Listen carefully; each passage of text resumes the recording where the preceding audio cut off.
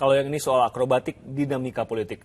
Makin mendekati hari H, makin panas dan kian berubah-ubah. Tidak melulu soal gercep kampanyenya, tapi juga sampai KPU yang diberi peringatan keras oleh Dewan Kehormatan Penyelenggara Pemilu karena melanggar etik. Selengkapnya di Politik 24 Jam.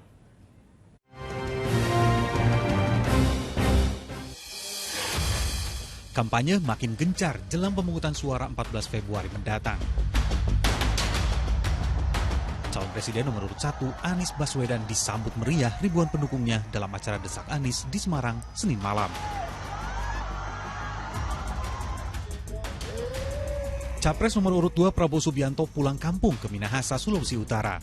Selain berkampanye, Prabowo juga ikut bernyanyi dan joget.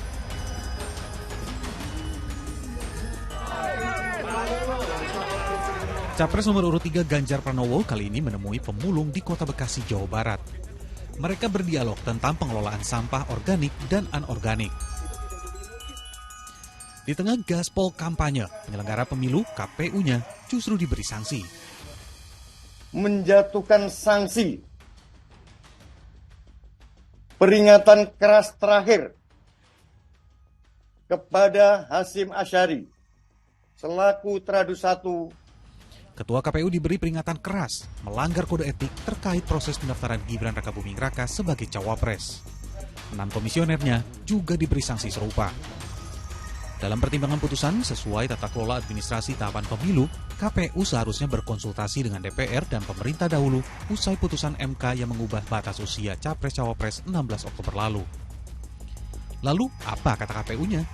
Nah, karena saya sebagai teradu, maka saya mengikuti proses-proses persidangan di DKPP.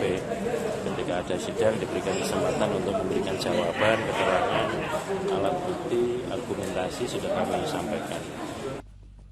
Putusan DKPP adalah murni putusan etik yang tak mempengaruhi pada pencalonan cawapres Gibran. Para paslon pun berkomentar soal putusan DKPP ini.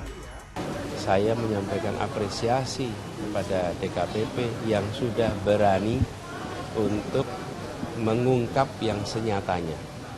Dan ini sekaligus juga sebagai pengingat, ini adalah alarm.